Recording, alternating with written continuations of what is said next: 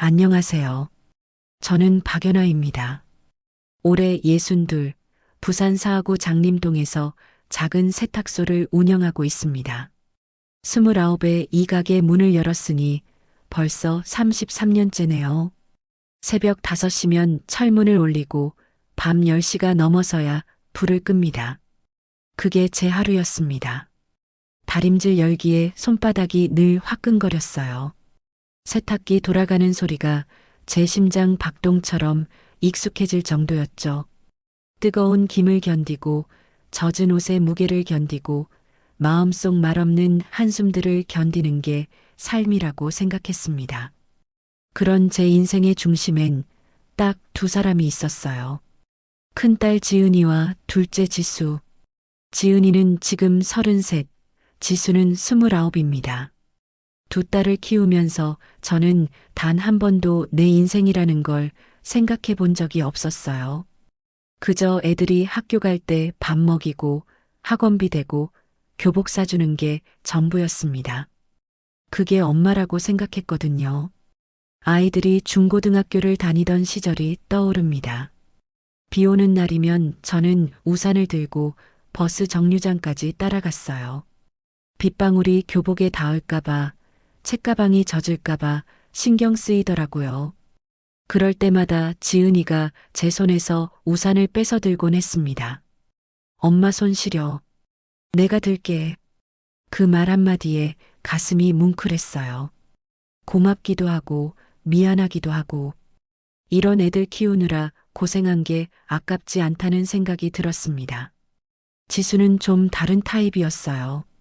말은 적었지만 늘 한 발 뒤에서 제 가방을 받쳐들었습니다. 엄마가 무거운 걸 들면 안 된다는 듯이 조용히 제 손가락을 풀어주던 아이였죠. 엄마, 내가 들고 갈게. 그렇게 말하는 지수의 목소리는 항상 작았지만 그 작은 목소리가 제 마음을 크게 채웠습니다. 저는 그 애들이 자라서도 그러길 바랐어요. 늙어도 힘들어도 그 애들 손이 제 곁에 있을 거라고 믿었습니다. 그 믿음이 있었기에 새벽부터 밤까지 일하는 게 견딜만 했어요. 세탁소 일은 힘들었지만 그래도 나쁘지 않았습니다. 형광등 아래서 다림질을 하다 보면 창밖으로 해가 지고 어둠이 내리고 골목에 가로등이 켜졌어요. 그 반복 속에서 저는 하루하루를 살았습니다. 가끔 손님들이 물었어요. 사장님, 딸들은 뭐해요? 그럴 때마다 저는 자랑스럽게 대답했습니다. 큰애는 회사 다니고 작은애는 대학 나왔어요. 그러면 사람들이 고개를 끄덕이며 말했죠. 어머, 대단하시네. 혼자 키우셨다면서요? 네, 혼자 키웠습니다. 남편은 아이들이 어릴 때 떠났어요.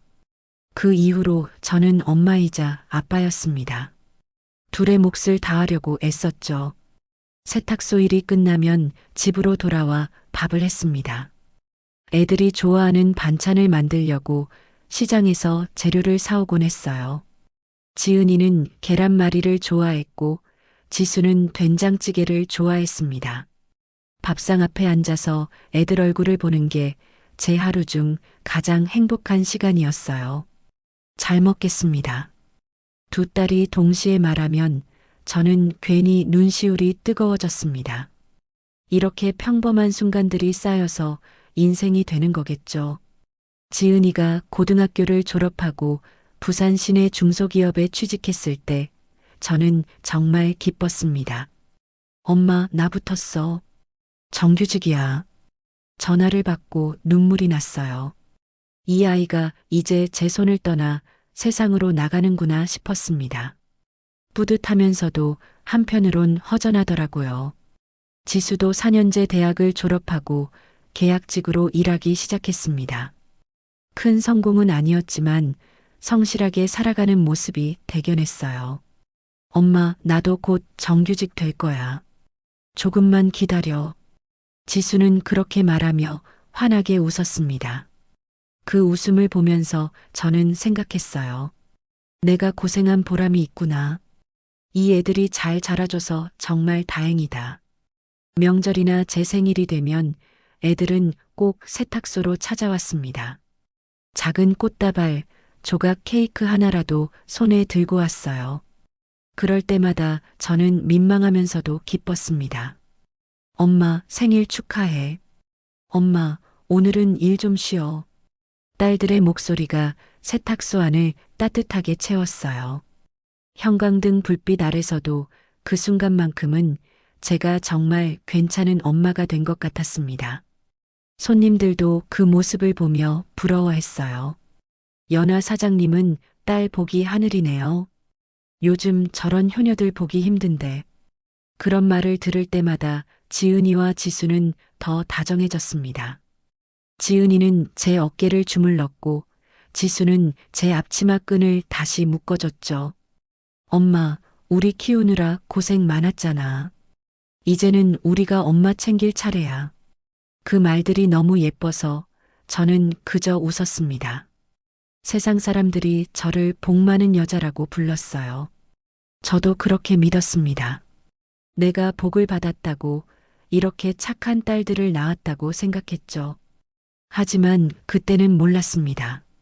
그 다정함이 얼마나 오래 연습된 얼굴인지, 사람들 앞에서 보여주는 효녀의 모습이 사실은 철저히 계산된 연극일 수 있다는 걸 저는 그저 믿었습니다. 제 딸들을, 제 인생을, 그리고 우리의 미래를 믿었어요. 세탁소 철문을 열 때마다, 다림질 김이 피어오를 때마다 저는 생각했습니다. 이 고생도 다 애들 때문이라고. 애들이 잘 살면 그걸로 충분하다고. 그렇게 저는 하루하루를 살았습니다. 손끝이 거칠어지고 허리가 아프고 무릎이 시큰거려도 견뎠어요. 엄마라는 이름으로 그냥 견디면 되는 거라고 믿었습니다. 그리고 그 믿음이 깨지기 전까지 저는 정말 행복했습니다.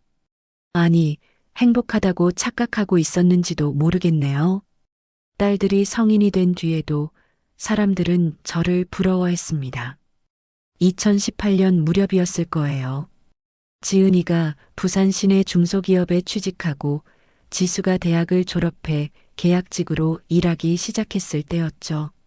큰 돈을 버는 건 아니었지만 성실하게 살아가는 모습만으로도 저는 만족했습니다.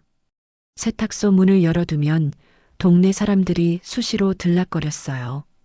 세탁물을 맡기러 오는 사람, 찾으러 오는 사람, 그냥 잠깐 들러 수다 떨고 가는 사람들까지. 그 한가운데로 딸들이 종종 나타났습니다. 제 생일이 되면 지은이가 꽃다발을 들고 왔어요. 크지 않은 장미 몇 송이였지만 그 꽃다발이 세탁소 안을 환하게 만들었습니다. 엄마, 생일 축하해. 지은이가 환하게 웃으며 꽃을 건네면 저는 손을 닦느라 바빴죠. 물기 묻은 손으로 받기가 미안해서요. 아이고, 이런 거 사오지 말라니까. 엄마, 그래도 생일인데. 지수는 작은 케이크를 품에 안고 들어왔습니다. 편의점에서 산 것 같은 손바닥만 한 케이크였어요. 그래도 초가 꽂혀 있었습니다. 엄마, 불 끄고 소원 빌어. 형광등을 끄면 세탁소가 순식간에 어두워졌어요. 그 어둠 속에서 촛불만 흔들렸습니다. 딸들이 생일 축하 노래를 불렀어요. 생일 축하합니다. 생일 축하합니다. 목소리가 어쩐지 어색하게 들렸지만 저는 기뻤습니다. 이렇게 세탁소 형광등 아래에서도 잠깐이나마 진짜 엄마가 된 기분이 들었거든요. 촛불을 끄면서 저는 늘 같은 소원을 빌었습니다. 애들이 건강하게 살게 해주세요. 그것만으로도 충분합니다. 그때마다 단골 손님들이 그 모습을 보고 감탄했어요. 어머, 연화 사장님은 딸 복이 하늘이네. 요즘 세상에 저런 효녀들 어디 있어. 우리 애들도 저렇게만 컸으면 소원이 없겠어. 사람들의 칭찬이 쏟아질 때마다 딸들은 더 다정해졌습니다. 지은이는 제 어깨를 주무르며 웃었어요. 엄마, 어깨 많이 뭉쳤지? 내가 좀 풀어줄게. 힘은 별로 없었지만 그 손길이 고마웠습니다. 지은이의 손이 제 어깨를 누를 때마다 뭔가 따뜻한 게 가슴으로 스며들었어요. 지수는 제 앞치마 끈을 다시 묶어주며 고개를 숙였습니다. 엄마, 끈이 풀렸어. 내가 다시 매줄게. 아니야, 괜찮아. 엄마, 가만히 계세요. 지수의 손가락이 제 허리 뒤에서 끈을 묶었습니다. 그 손길이 조심스러웠어요. 마치 무언가 깨지기 쉬운 걸 만지듯이. 그럴 때마다 딸들은 똑같은 말을 했습니다.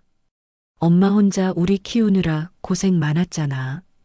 이제는 우리가 엄마 챙길 차례야. 그 말들이 너무 예뻐서 저는 의심할 생각조차 하지 못했습니다. 사람들의 박수 소리가 들렸거든요.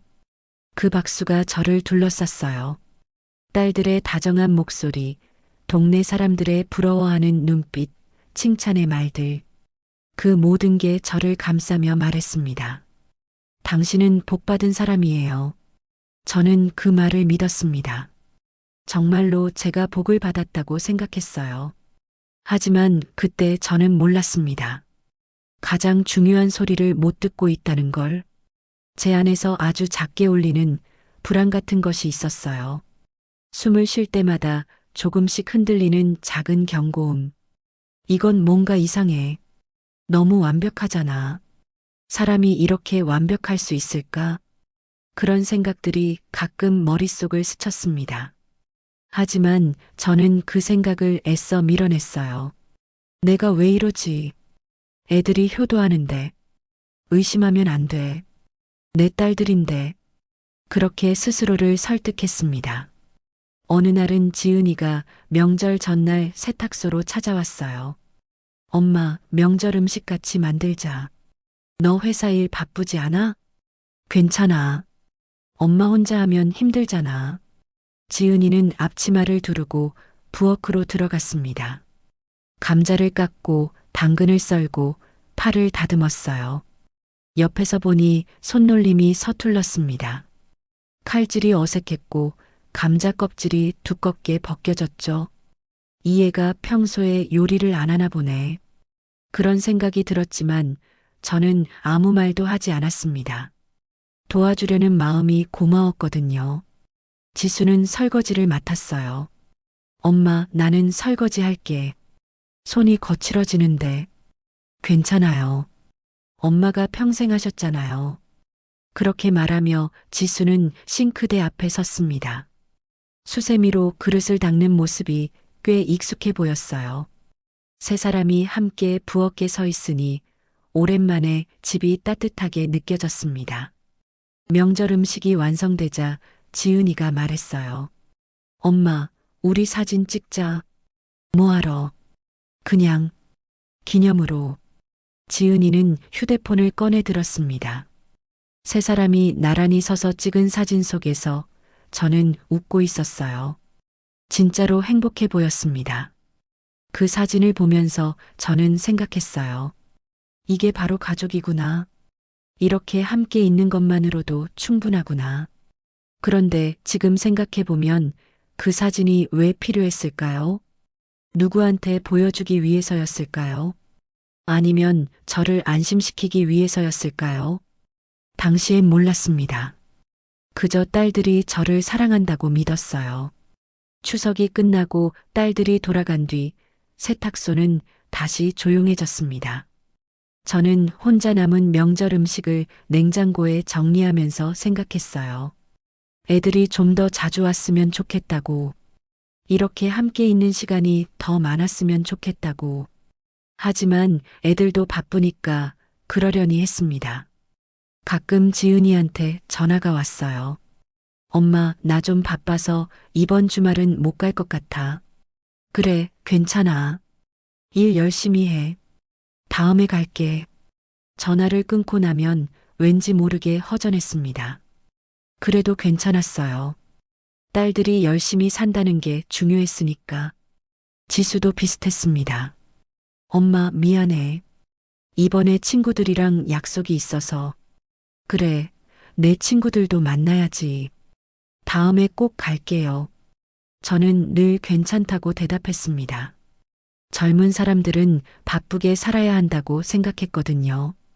그렇게 시간이 흘렀습니다. 2019년, 2020년, 2021년. 딸들은 여전히 명절이나 제 생일에 찾아왔어요. 그 외엔 한 달에 한 번 정도 전화가 왔습니다. 목소리는 늘 밝았어요. 엄마, 잘 지내? 응, 잘 지내지. 몸 어디 안 아프고? 괜찮아.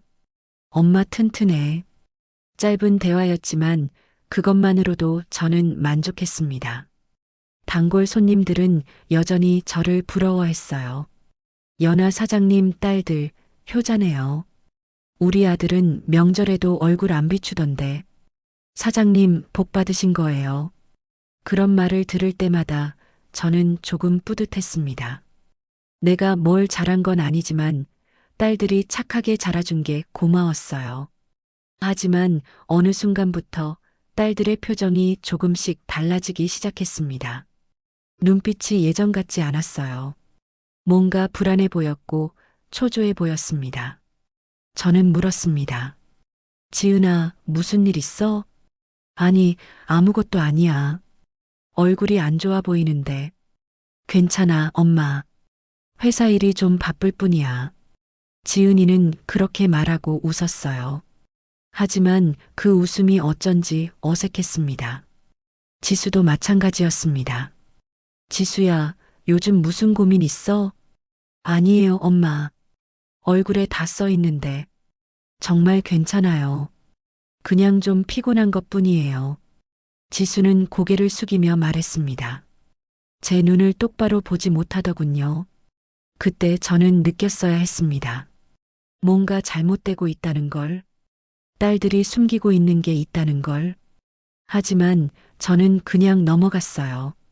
애들도 어른이니까 자기 일은 알아서 하겠지 싶었습니다. 엄마가 너무 간섭하면 안 된다고 생각했거든요. 그게 제 실수였습니다. 사람들이 박수 칠 때 저는 그 박수 소리에 마음이 흔들렸어요. 복 많은 여자라는 말에 취했습니다. 그 칭찬들이 너무 달콤해서 저는 진실을 보지 못했습니다. 제 안에서 울리는 작은 경고음을, 딸들 눈빛의 변화를, 어색한 웃음 뒤에 숨겨진 불안을, 저는 그 모든 걸 놓쳤습니다. 그리고 그 대가는 너무나 컸습니다. 2024년 7월 초였습니다. 그날도 평범한 날이었어요. 세탁소에서 다림질을 하고 있는데 지은이한테 전화가 왔습니다. 엄마, 나 지은이야. 그래, 무슨 일이야? 엄마, 우리 여행 가자. 저는 다림질하던 손을 멈췄어요. 여행이라는 말이 낯설었습니다. 여행? 갑자기 왜? 엄마, 강원도 홍천에 공기 좋은 데가 있어. 거기서 좀 쉬다 오자. 지은이의 목소리가 유난히 밝았습니다. 뭔가 들뜬 것처럼 들렸어요. 엄마는 괜찮아. 집이 좋아. 엄마, 평생 일만 했잖아. 한 번쯤은 쉬어야지. 전화를 끊고 나서도 마음이 편치 않았습니다. 집을 비우는 게 싫었어요. 세탁소 문을 닫는 것도 불안했고 낯선 곳에서 자는 건 더욱 싫었습니다. 저는 원래 집순이였거든요. 부산을 벗어나 본 적이 거의 없었어요. 서울도 몇 번 안 가봤고 제주도는 한 번도 가본 적이 없었습니다. 며칠 뒤 지수한테서도 전화가 왔어요. 엄마, 언니가 여행 이야기했지? 응, 그런데 엄마는 별로야. 엄마, 우리가 다 준비했어. 숙소도 예약했고. 그래도 집이 편한데. 엄마, 여름 끝나기 전에 숲에서 쉬다 와. 응? 지수의 목소리가 애원하듯 들렸습니다. 딸들이 이렇게까지 말하는데 거절하기가 미안했어요. 그래도 저는 계속 머뭇거렸습니다. 엄마는 그냥 집이 좋아. 세탁소 일도 있고. 엄마, 일은 며칠 쉬어도 괜찮아.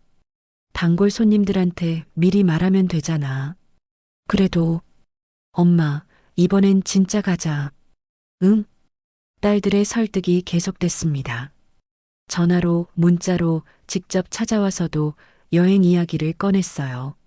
엄마, 계곡도 있고 숲도 있대. 공기가 진짜 좋다던데. 엄마 폐에 좋을 것 같아. 그렇게 말하는 딸들의 눈빛이 간절했습니다. 저를 위해서 이렇게까지 신경 쓰는 게 고마웠어요. 그러던 어느 날 세탁소에 단골 손님이 들렀습니다. 사장님, 딸들이 여행 가자고 한다면서요? 네, 그런데 저는 별로예요.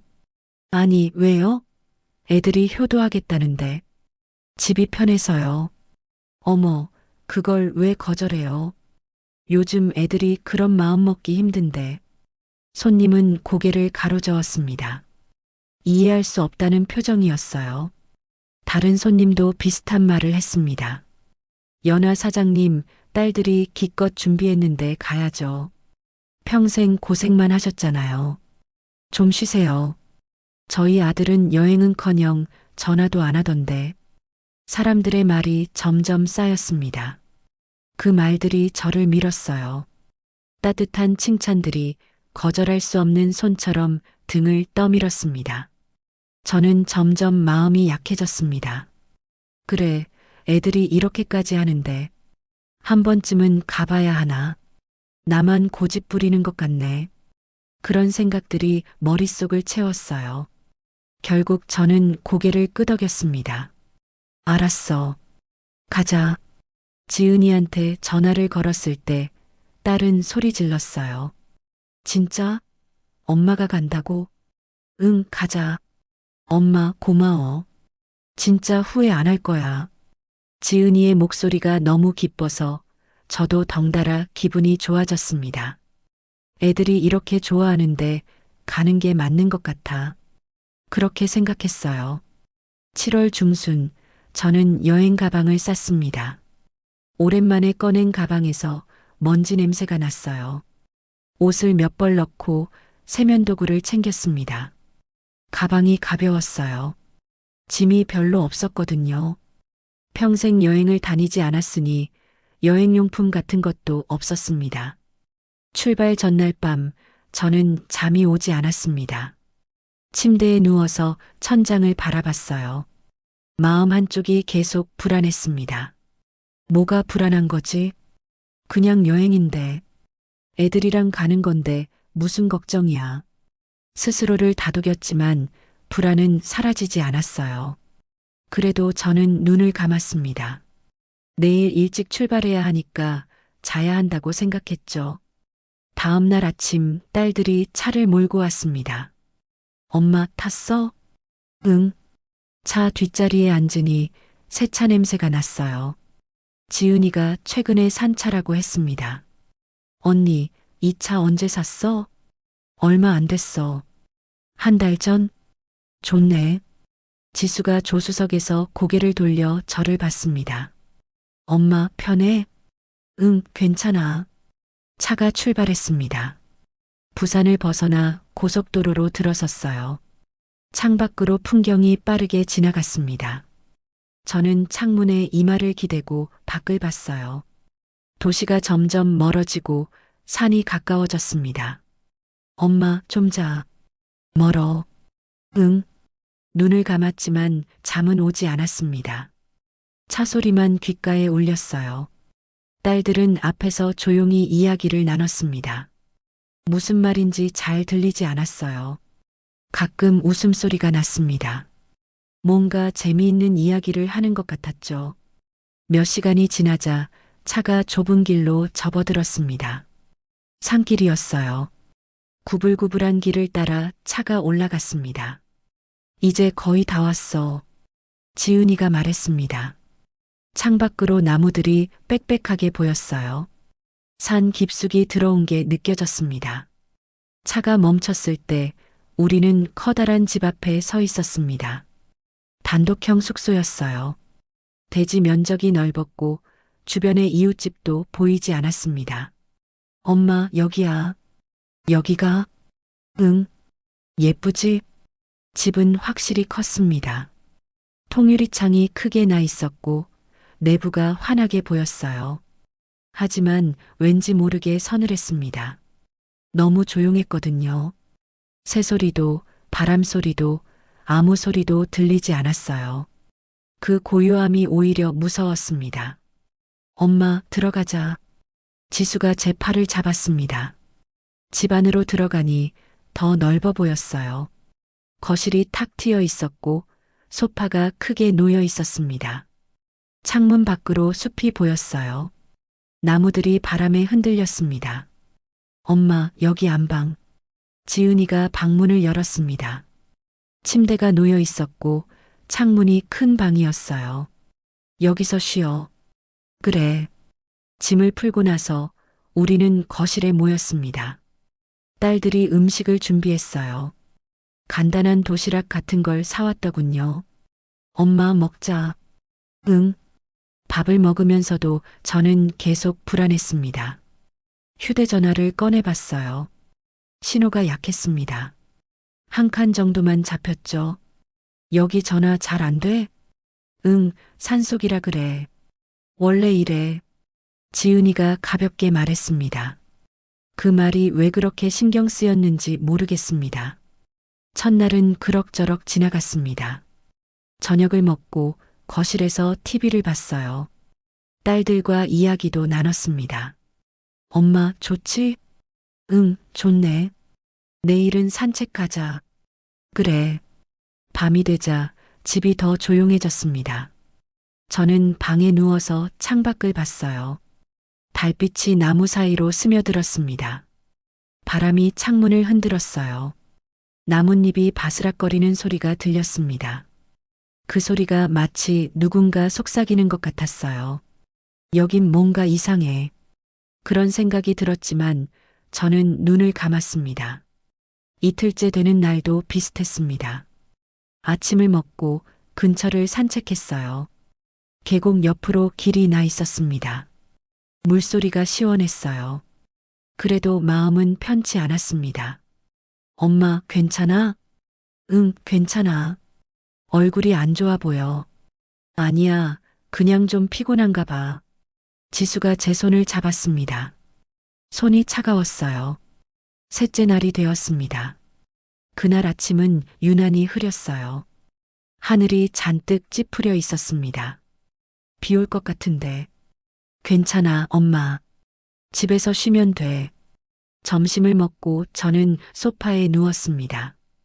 눈이 감겼어요. 피곤이 몰려왔습니다. 잠결에 딸들의 목소리가 들렸습니다. 엄마, 먹을 게 좀 부족해. 우리 마트 다녀올게. 금방 올게요. 1시간 안에. 문 닫히는 소리가 났어요. 차 시동 거는 소리, 차가 멀어지는 소리. 그리고 다시 고요해졌습니다. 저는 눈을 떴습니다. 집안이 너무 조용했어요. 시계를 봤습니다. 오후 2시였습니다. 1시간이면 돌아오겠네. 그렇게 생각하고 다시 눈을 감았습니다. 하지만 1시간이 지나도 딸들은 돌아오지 않았습니다. 2시간이 지났습니다. 3시간이 지났습니다. 저는 점점 불안해졌어요. 휴대전화를 꺼내 지은이한테 전화를 걸었습니다. 연결되지 않았어요. 지수한테도 걸었습니다. 역시 연결되지 않았습니다. 왜 안 받지? 밖을 보니 날씨가 점점 나빠지고 있었습니다. 구름이 낮게 깔렸고 바람이 세게 불었어요. 저는 TV를 켰습니다. 뉴스가 나오고 있었어요. 자막이 화면 아래로 흘러갔습니다. 그 자막을 보는 순간 저는 숨이 멎었습니다. 강원 산간 지역 집중호우. 산사태 발생. 심장이 쿵 내려앉았어요. 안 돼. 저는 다시 전화를 걸었습니다. 연결되지 않았어요. 집 안전화기를 들었습니다. 먹통이었어요. 어떡하지? 그때 비가 내리기 시작했습니다. 빗방울이 창문을 때렸습니다. 처음엔 작은 소리였어요. 톡톡 가볍게 유리를 두드리는 정도였죠. 하지만 금방 거세졌습니다. 빗소리가 점점 커졌어요. 창문 전체를 두들기는 소리로 바뀌었습니다. 저는 창가에 서서 밖을 봤습니다. 하늘이 무너지는 것 같았어요. 비가 쏟아지듯 내렸습니다. 앞이 보이지 않을 정도였죠. 지은아, 지수야. 저는 중얼거렸습니다. 손에 든 휴대전화를 또 봤어요. 신호가 아예 사라졌습니다. 한 칸도 잡히지 않았죠. 다시 전화를 걸었습니다. 연결음도 들리지 않았어요. 그냥 끊겼습니다. 가슴이 답답했습니다. 숨이 막히는 것 같았어요. 괜찮을 거야. 마트가 좀 멀었나 봐. 비 때문에 늦는 거겠지. 스스로를 달랬지만 불안은 점점 커졌습니다. 시계를 봤어요. 저녁 7시였습니다. 딸들이 나간 지 5시간이 넘었어요. 이상해. 너무 늦었어. 저는 거실을 왔다 갔다 했습니다. 발걸음이 빨라졌어요. 마음이 조급해졌습니다. TV를 켰습니다. 뉴스가 계속 나오고 있었어요. 강원도 홍천군 일대에 시간당 80mm 이상의 폭우가 쏟아지고 있습니다. 산사태 위험 지역에는 대피 명령이 내려졌습니다. 서성면 일대 도로가 통제되었습니다. 화면에 무너진 도로가 보였어요. 흙더미가 길을 덮고 있었습니다. 저는 TV 앞에 주저앉았습니다. 안 돼, 안 돼. 손이 떨렸어요. 휴대전화를 꽉 쥐었습니다. 또 전화를 걸었어요. 여전히 연결되지 않았습니다. 제발. 눈물이 핑 돌았습니다. 밖에서 천둥 소리가 났어요. 번개가 번쩍였습니다. 저는 벌떡 일어났습니다. 나가야 돼. 이렇게 앉아 있을 수가 없었어요. 현관으로 갔습니다. 신발을 신었어요. 우비도 없었지만 상관없었습니다. 그냥 나가야 했어요.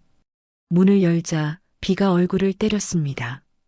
차가운 빗줄기가 눈을 찔렀어요. 숨을 쉬기가 힘들었습니다. 하지만 저는 걸었습니다. 산길을 따라 내려갔어요. 지늘기 신발을 잡아당겼습니다. 한 걸음씩 디딜 때마다 발이 미끄러졌죠. 지은아. 제 목소리가 비에 묻혔습니다. 지수야. 아무 대답도 들리지 않았어요. 빗소리만 귀를 때렸습니다. 저는 계속 걸었습니다. 숨이 가빠졌어요. 다리가 후들거렸습니다. 옷이 흠뻑 젖었습니다. 머리카락에서 물이 뚝뚝 떨어졌어요. 하지만 멈출 수 없었습니다. 서성면에서 홍천강으로 내려가는 임도로 접어들었습니다. 길이 물에 잠겨 있었어요. 발목까지 물이 찼습니다. 흙탕물이 바지를 적셨죠. 애들아. 저는 미친 사람처럼 소리쳤습니다. 목이 쉬었어요. 목소리가 갈라졌습니다. 그때 누군가가 제 팔을 잡았습니다. 아줌마, 여기 왜 나오셨어요? 돌아보니 우비를 입은 남자였어요. 마을 사람 같았습니다. 제 딸들이요. 마트 간다고 나갔는데 안 와요. 지금 도로가 다 막혔어요. 산사태 났다고. 뭐라고요? 가슴이 철렁 내려앉았습니다. 어디요? 어디서요? 조금 위쪽이요. 계곡 옆 비탈이 무너졌대요. 남자가 손으로 가리켰습니다. 저는 그 방향을 봤어요. 비에 가려 잘 보이지 않았지만 흙더미가 쌓인 게 어렴풋이 보였습니다. 사람이요? 사람은 괜찮아요? 잘 모르겠어요. 누가 깔렸다는 말도 있고. 그 말을 듣는 순간 저는 생각을 놓쳤습니다. 머릿속이 하얘졌어요. 비켜요. 저는 남자를 밀치고 달렸습니다. 비탈을 향해 뛰었어요. 숨이 턱까지 찼습니다. 가슴이 터질 것 같았죠. 발이 미끄러졌습니다. 넘어졌어요. 손바닥이 돌에 찍혔습니다. 피가 났지만 아프지 않았어요. 다시 일어났습니다. 계속 뛰었습니다. 비탈에 도착했을 때 눈앞에 흙더미가 보였습니다. 산이 무너진 자리였어요. 나무들이 쓰러져 있었고 돌과 흙이 뒤섞여 있었습니다. 지은아. 저는 그 앞에 무릎을 꿇었습니다. 지수야. 손으로 흙을 파기 시작했어요. 진흙이 손톱 밑으로 파고들었습니다. 손가락 마디가 돌에 긁혔어요. 하지만 멈출 수 없었습니다. 엄마 여기 있어. 지은아. 흙을 퍼냈습니다. 돌을 치웠어요. 손에서 피가 났습니다. 손톱이 들렸어요. 지수야, 대답해. 제발. 눈물이 났습니다. 비인지 눈물인지 구분할 수 없었어요. 얼굴이 온통 젖어 있었습니다. 숨 쉬어. 엄마가 구해줄게. 저는 계속 흙을 팠습니다.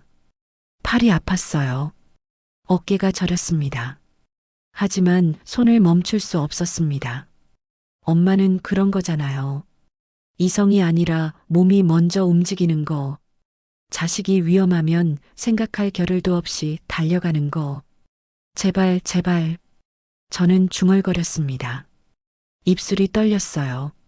그때 누군가 제 어깨를 잡았습니다. 아줌마, 그만하세요. 나요. 나. 이러다 아줌마가 다쳐요. 내 딸들이에요. 여기 있어요. 아줌마, 여긴 아무도 없어요. 남자가 말했습니다. 거짓말이에요. 분명 있어요. 정말 없어요. 제가 봤어요. 저는 고개를 저었습니다. 믿을 수 없었어요. 지은아, 지수야. 목소리가 나오지 않았습니다. 목이 쉬어서 소리가 안 났어요. 입만 벙긋거렸습니다. 몸에서 힘이 빠졌습니다. 다리가 후들거렸어요. 앞이 흐려졌습니다. 세상이 기울었어요. 그리고 저는 그대로 쓰러졌습니다. 의식이 끊겼습니다. 눈앞이 깜깜해졌어요. 마지막으로 들린 건 빗소리였습니다. 쏟아지는 빗소리. 그 소리가 저를 삼켰어요. 정신을 차렸을 때 저는 어딘가에 누워 있었습니다. 천장이 보였어요. 하얀 천장. 눈이 부셨습니다. 고개를 돌리니 링거가 보였어요. 팔에 바늘이 꽂혀 있었습니다. 정신 차리셨어요? 간호사가 제 옆에 서 있었습니다. 여기가 어디예요? 홍천군 병원 응급실이에요. 응급실이라는 말에 정신이 번쩍 들었습니다. 제 딸들은요? 딸들은 어디 있어요? 보호자 연락처 있으세요? 간호사가 물었습니다. 저는 떨리는 목소리로 지은이 번호를 불렀어요. 간호사가 전화를 걸었습니다. 잠시 기다렸어요. 연결이 안 됩니다. 다시 해보세요. 제발. 네. 간호사가 다시 걸었습니다. 역시 연결되지 않았어요. 지수 번호도 불렀습니다. 똑같았습니다. 연결 안 됐어요. 딸들이 실종됐어요. 산사태가 났는데 일단 경찰에 신고하셔야 할 것 같아요. 간호사가 조심스럽게 말했습니다. 저는 고개를 끄덕였어요. 가슴이 무너지는 것 같았습니다. 애들이 어디 갔지? 정말 산사태에 휘말린 걸까? 아니야, 아닐 거야. 머릿속이 복잡했습니다. 생각이 정리되지 않았어요. 의사가 왔습니다. 탈수 증상이 있으세요? 저체온증도 있고요. 전 괜찮아요. 딸들을 찾아야 해요. 지금은 안 됩니다. 좀 쉬셔야 해요. 안 돼요. 지금 당장 나가야 해요. 저는 일어나려 했습니다. 하지만 몸에 힘이 없었어요. 다리가 후들거렸습니다. 보호자가 올 때까지 기다리세요. 의사가 제 어깨를 눌렀습니다. 저는 다시 침대에 누웠어요. 눈물이 났습니다. 이번엔 소리 없이 흘렀어요. 뜨거운 눈물이 볼을 타고 흘러내렸습니다. 지은아, 지수야. 엄마가 미안해. 엄마가 너희를 지키지 못했어. 마음속으로 계속 사과했습니다. 손을 봤어요. 붕대가 감겨 있었습니다. 손톱 몇 개가 들린 상태였어요. 손바닥도 찢어져 있었습니다. 그 상처를 보니 비탈에서 흙을 파던 게 떠올랐습니다. 진흙 속에서 딸들을 찾으려 했던 순간, 그 순간이 꿈이었으면 좋겠다고 생각했어요. 악몽이었으면 좋겠다고. 지금 눈을 뜨면 세탁소에 있을 거라고. 하지만 이건 현실이었습니다. 병원 침대, 링거, 붕대 감긴 손, 모든 게 현실이었어요. 하룻밤을 병원에서 보냈습니다. 잠을 잘 수 없었어요. 눈을 감으면 빗소리가 들렸습니다. 딸들을 부르던 제 목소리가 귓가에 맴돌았어요. 다음 날 아침 부산에 사는 친구가 달려왔습니다. 연아야, 괜찮아? 친구가 제 손을 잡았습니다. 애들이 없어. 알아. 뉴스에 나왔어. 경찰이 수색 중이래. 나도 가야 돼. 지금은 안 돼. 좀 쉬어. 친구가 저를 말렸습니다. 하지만 저는 가만히 있을 수 없었어요. 부산으로 가자. 애들이 연락하면 집으로 할 거야. 친구가 설득했습니다. 그 말이 맞았어요. 딸들이 무사하다면 집으로 연락할 것 같았습니다. 저는 고개를 끄덕였습니다. 퇴원 수속을 밟고 친구 차를 탔어요. 강원도를 떠나는 길. 창밖으로 산이 보였습니다. 어제의 폭우는 멈췄지만 산은 여전히 흔적을 남기고 있었어요. 무너진 비탈, 쓰러진 나무들. 그 풍경이 제 가슴을 짓눌렀습니다. 부산까지 가는 내내 저는 아무 말도 하지 못했습니다. 입을 열면 울음이 터질 것 같았거든요. 친구도 조용히 운전만 했어요. 가끔 제 손을 톡톡 두드렸습니다. 그 손길이 고마웠어요. 부산에 도착한 건 저녁 무렵이었습니다. 집 앞에 차가 섰을 때 저는 가슴이 두근거렸습니다. 혹시 애들이 집에 있을까? 그런 기대를 했어요. 문을 열었습니다.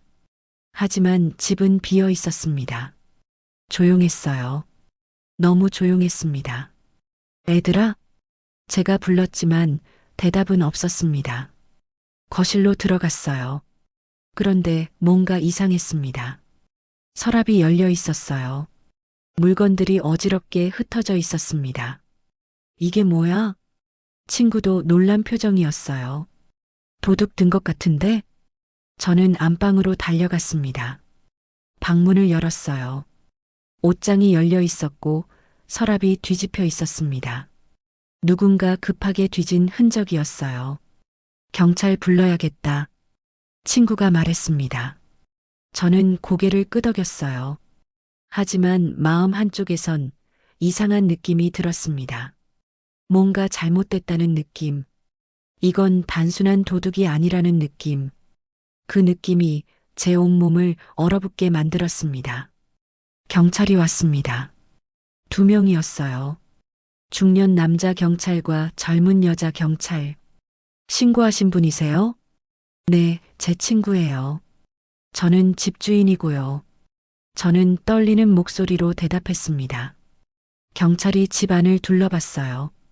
언제부터 집을 비우셨나요? 사흘 전이요. 7월 18일부터요. 강원도 갔다 오셨다고요? 네. 경찰이 고개를 끄덕였습니다. 서랍을 살펴보고 창문을 확인했어요. 외부 침입 흔적은 거의 없네요. 젊은 여자 경찰이 말했습니다. 창문도 멀쩡하고 문도 부서진 데가 없어요. 그럼 어떻게 들어온 거예요? 제가 물었습니다. 열쇠로 연 것 같은데요. 열쇠요? 가슴이 철렁했습니다. 집 열쇠 가진 사람이 또 있나요? 딸들이요. 큰딸이랑 작은딸. 딸분들은 지금 어디 계세요? 저는 입술을 깨물었습니다. 실종됐어요. 강원도에서. 경찰의 표정이 굳었습니다. 그게 무슨 말씀이세요? 산사태가 났어요. 애들이 마트 간다고 나갔는데 안 돌아왔어요. 실종 신고는 하셨어요? 네, 강원도 경찰서에. 중년 남자 경찰이 무언가를 적었습니다. 일단 CCTV 확인해 보겠습니다. 경찰이 집 앞 CCTV를 재생했어요. 화면이 나타났습니다. 밤이었어요. 7월 19일 새벽 3시. 2사람이 화면에 나타났습니다. 모자를 쓰고 마스크를 했어요. 하지만 체격이 보였습니다. 여자였어요. 두 사람 다 여자. 저는 숨이 막혔습니다.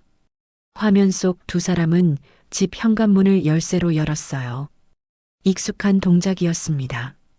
집 안으로 들어갔죠. 약 30분 뒤 다시 나왔습니다. 손에 가방을 들고 있었어요. 그 걸음걸이를 저는 알아봤습니다. 지은이의 걸음걸이, 지수의 자세, 심장이 멎는 것 같았어요. 혹시 누군지 아십니까? 경찰이 물었습니다. 저는 화면을 바라봤습니다. 입술이 떨렸어요. 말해야 하나? 내 딸들이라고 말해야 하나? 하지만 입이 열리지 않았습니다. 모르겠습니다. 제가 말했습니다. 경찰이 다시 물었어요. 정말 모르세요? 걸음걸이나 체격으로라도? 모릅니다. 저는 고개를 저었습니다. 거짓말이었어요. 알고 있었습니다. 너무 잘 알았죠. 하지만 말할 수 없었습니다. 그 순간 제 마음은 이상했어요. 한쪽은 차갑게 얼어붙었고 한쪽은 뜨겁게 타올랐습니다. 살아있구나. 그 생각이 먼저 들었어요. 산사태에 휘말린 게 아니구나. 살아있구나. 안도감이 밀려왔습니다. 하지만 그 다음 생각이 따라왔죠. 그런데 왜 집에 몰래 들어왔지? 왜 엄마한테 연락하지 않았지? 질문들이 머릿속을 채웠습니다. 답을 찾을 수 없었어요. 경찰이 말했습니다. 일단 도난 물품 확인해 보세요. 네. 저는 집 안을 둘러봤습니다. 거실은 어질러져 있었지만 TV나 가전제품은 그대로였어요. 안방으로 갔습니다. 옷장을 열었어요. 옷들은 그대로였습니다. 서랍을 확인했습니다. 통장이 있었어요. 현금도 조금 남아 있었습니다. 그런데 한 곳이 신경 쓰였습니다. 안방 깊숙한 곳, 옷장 뒤편에 숨겨둔 금고. 저는 옷장을 밀었어요. 뒤에 작은 금고가 있었습니다. 번호를 눌렀습니다. 금고 문이 열렸어요. 안을 들여다봤습니다. 텅 비어 있었습니다. 아무것도 없었어요. 저는 그 빈 공간을 바라봤습니다. 숨이 막혔어요. 금고 안에는 제 평생 모은 돈이 있었습니다. 세탁소 운영하면서 조금씩 모은 돈, 딸들 결혼 자금으로 준비한 돈, 노후 대비해서 모아둔 돈, 전부 현금으로 보관하고 있었어요. 은행을 별로 믿지 않았거든요.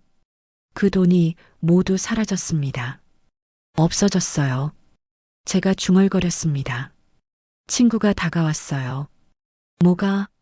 돈이요. 금고에 있던 돈. 얼마나? 전부요. 친구의 얼굴이 창백해졌습니다. 경찰이 물었어요. 얼마 정도였습니까? 저는 대답하지 못했습니다. 숫자가 입 밖으로 나오지 않았어요. 그냥 고개만 저었습니다. 경찰이 기록했습니다. 금고 안에 있던 현금 도난. 정확한 금액은 파악 중. 저는 그 자리에 주저앉았습니다. 다리에 힘이 풀렸어요.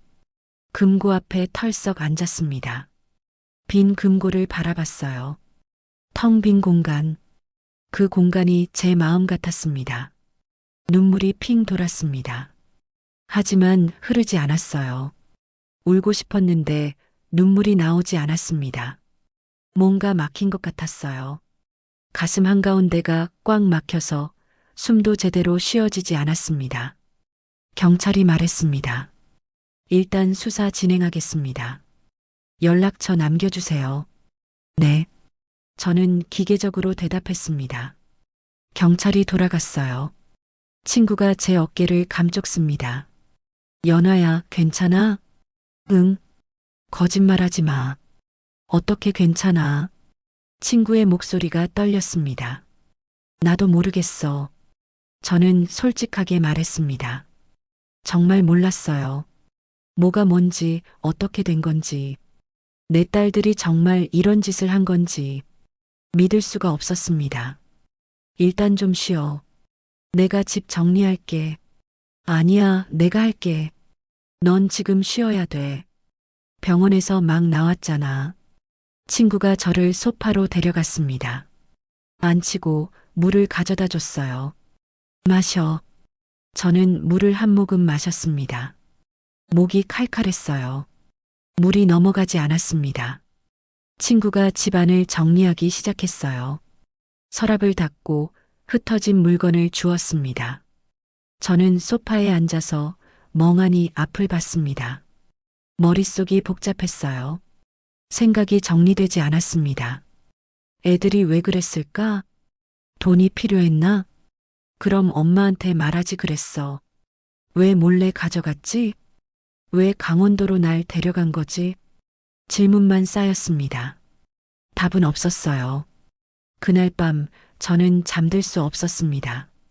침대에 누웠지만 눈이 감기지 않았어요.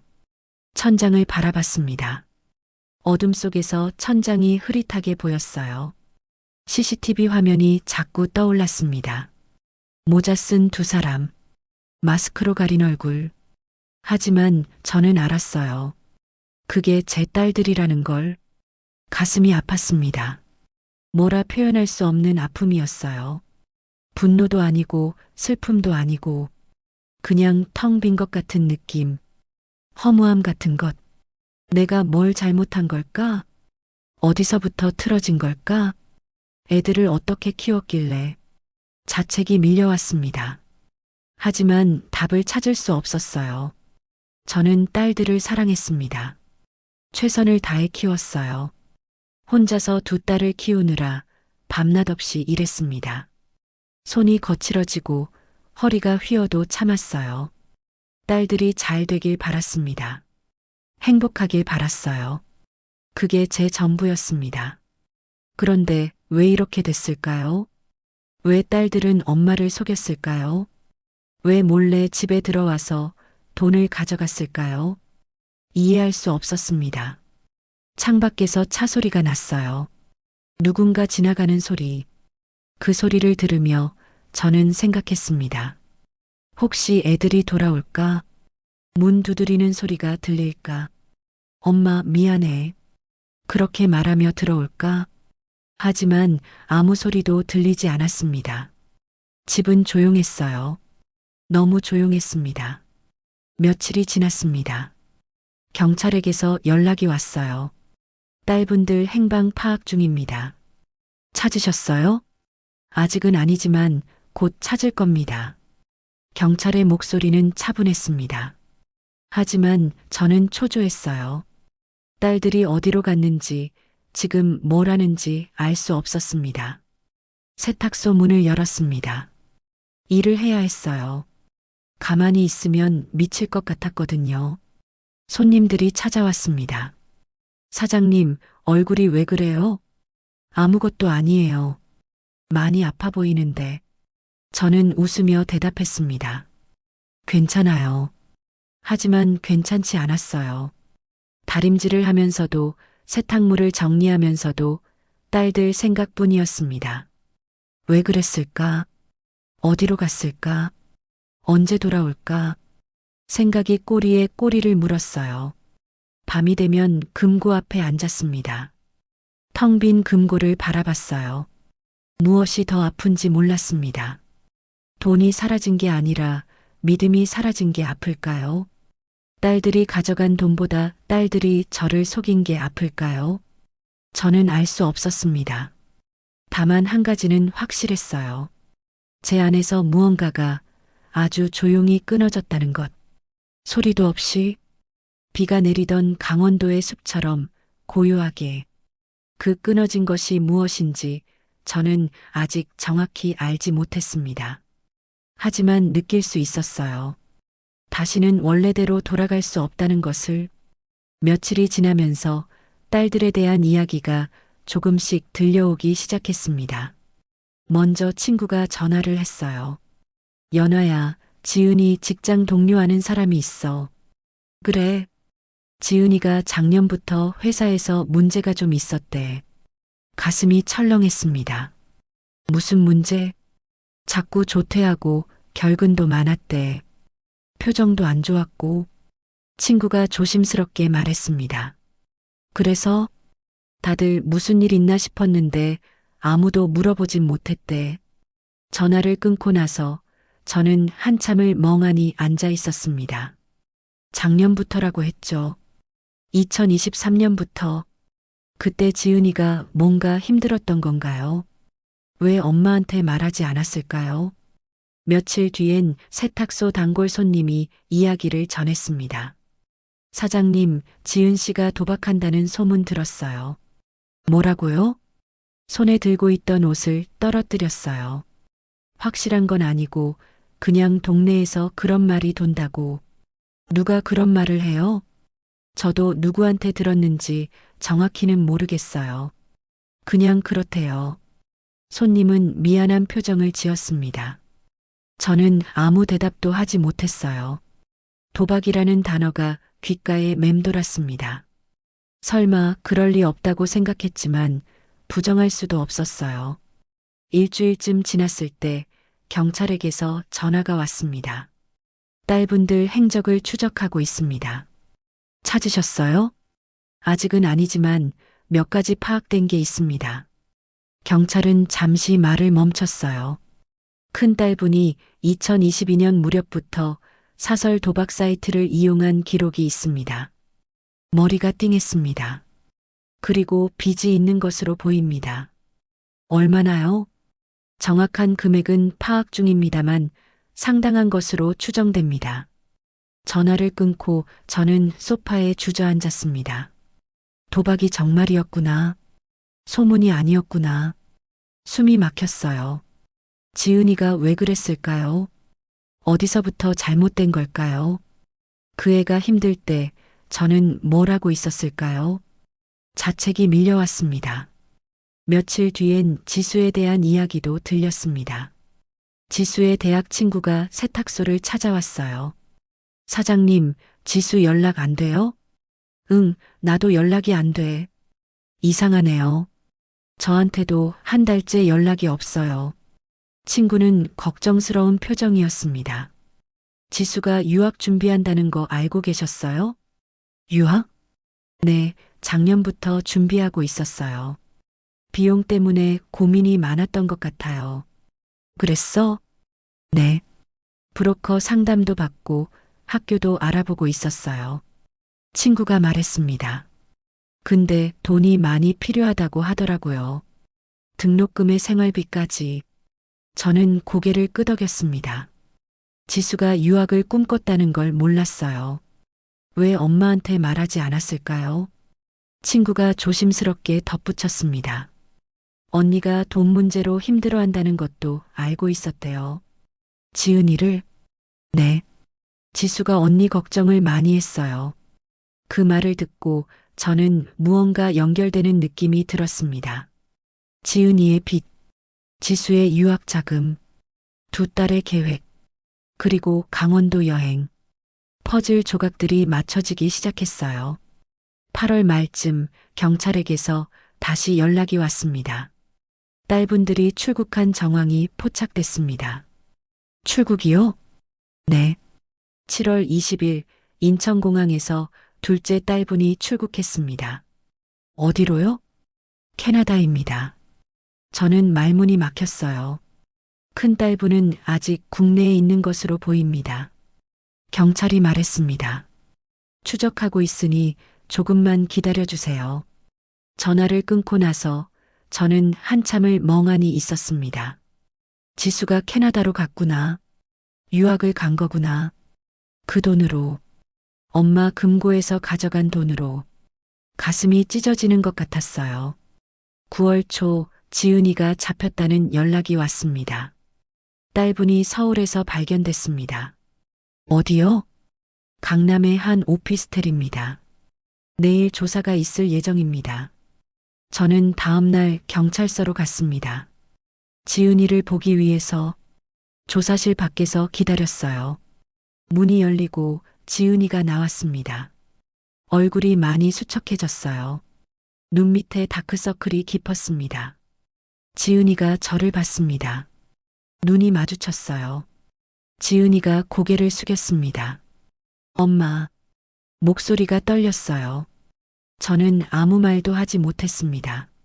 뭐라고 해야 할지 몰랐어요. 경찰이 말했습니다. 잠깐 대화하시겠습니까?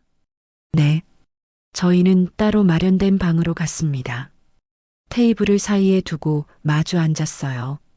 지은이는 계속 고개를 숙이고 있었습니다. 왜 그랬어? 제가 물었습니다. 지은이는 대답하지 않았어요. 엄마한테 말했으면 되잖아. 힘들면 미안해요. 지은이의 목소리가 작았습니다. 미안하다는 말로 끝나는 거야? 죄송해요, 엄마. 지은이가 고개를 들었습니다. 눈이 빨갛게 충혈되어 있었어요. 도박으로 빚이 생겼어요. 처음엔 소액이었는데 지은이가 떨리는 목소리로 말했습니다. 계속 잃었어요. 딸 생각으로 한 번만 더 했는데 그래서 엄마 돈을 가져간 거야? 죄송해요. 지은이가 울기 시작했습니다. 지수는 알고 있었어? 언니 혼자 가져가면 안 된다고 했어요. 지은이가 말했습니다. 지수도 유학 자금이 필요했고 그래서 둘이서 계획한 거야? 엄마를 강원도로 데려가는 것도? 지은이는 고개를 끄덕였습니다. 산사태는 예상 못했어요. 진짜로. 그래서 엄마가 산속에서 죽을 뻔했잖아. 제 목소리가 떨렸어요. 폭우가 올 줄 몰랐어요. 일기예보에도 없었어요. 지은이가 변명했습니다. 우린 그냥 마트 다녀온다고 하고 부산 갔다가 다시 갈 생각이었어요. 근데 산사태가 나서 네. 뉴스 보고 놀랐어요. 엄마 연락이 안 돼서 지은이가 울먹였습니다. 그래도 엄마한테 연락해야지. 왜 안 했어? 무서웠어요. 들키면 안 될 것 같아서. 저는 한숨을 내쉬었습니다. 지수는 지금 어디 있어? 캐나다요. 유학 갔어요. 그 애는 괜찮아? 모르겠어요. 저도 연락 안 돼요. 지은이가 말했습니다. 대화는 거기서 끝났습니다. 더 이상 할 말이 없었어요. 저는 자리에서 일어났습니다. 엄마, 지은이가 불렀습니다. 저는 돌아보지 않았어요. 그냥 밖으로 나왔습니다. 경찰서를 나와서 저는 한참을 걸었습니다. 어디로 가는지도 모르고 그냥 걸었어요. 발이 아팠습니다. 하지만 계속 걸었어요. 머릿속이 복잡했습니다. 딸들의 이야기가 정리되기 시작했어요. 지은이의 도박빚, 지수의 유학꿈, 두 딸의 계산된 계획, 엄마를 속이고 돈을 가져가고 각자 길을 간 것. 그 모든 게 이제야 선명하게 보였습니다. 하지만 이해할 수는 없었어요. 왜 엄마한테 말하지 않았을까? 왜 함께 해결하려 하지 않았을까? 왜 속이고 가져가는 길을 택했을까?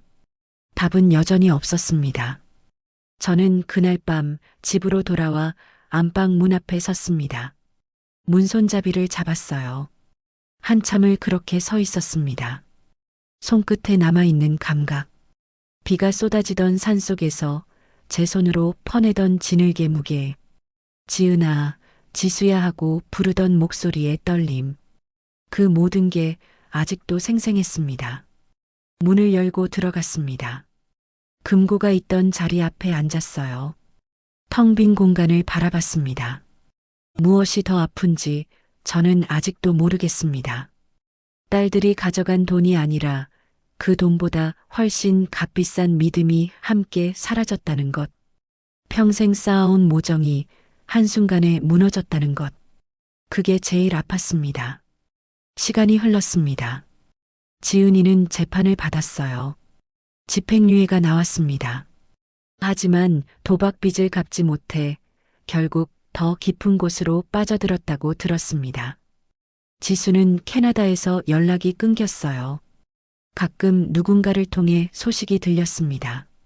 학교는 다니지만 혼자 버티기 힘들어한다고 했죠. 저는 두 딸 모두와 연락하지 않았습니다. 전화번호를 바꾸지는 않았어요. 혹시 애들이 연락할까봐.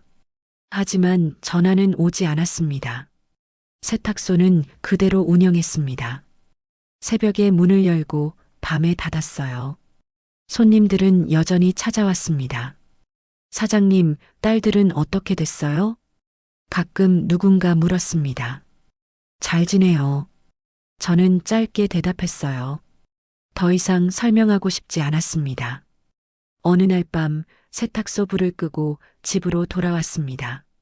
안방 문 앞에 섰어요. 예전과 똑같은 문이었지만 안쪽 공기는 달랐습니다. 문손잡이를 잡고 한참을 서 있었어요. 손끝에 남아있는 감각.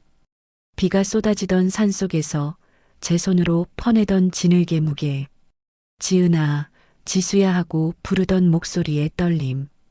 그게 아직도 생생했습니다. 문을 열고 들어가 금고가 있던 자리 앞에 앉았습니다. 텅 빈 공간을 바라봤어요. 무엇이 더 아픈지 저는 아직도 모릅니다. 딸들이 가져간 돈이 아니라 그 돈보다 훨씬 값비싼 믿음이 함께 사라졌다는 것. 창밖에서 빗소리가 났습니다. 2024년 7월의 그날처럼 비가 내리고 있었어요. 저는 무릎 위에 손을 얹고 아주 조용히 숨을 내쉬었습니다. 그날처럼 누군가의 이름을 부르지 않아도 어떤 이름들은 가끔 숨 사이로 스며들어 왔습니다. 저는 아무도 없는 방에서 한번 눈을 감았어요. 울음은 나오지 않았습니다. 대신 오래된 다림질 자국처럼 마음 한가운데에 지워지지 않는 주름이 하나 더 생긴 것 같았습니다. 그날 이후로 저는 누군가의 삶을 대신 살아주지 않기로 했습니다. 제 인생은 제 것이었고 딸들의 인생은 딸들 것이었습니다. 세탁소에서 다림질을 할 때 뜨거운 김이 피어오릅니다. 그 김 속에서 저는 생각합니다. 사람은 결국 혼자구나. 함께 있어도 결국 혼자구나. 하지만 그래도 괜찮습니다. 저는 제 하루를 살아갑니다. 새벽에 문을 열고 밤에 닫으면서 그렇게 하루하루를 저는 견디고 있습니다.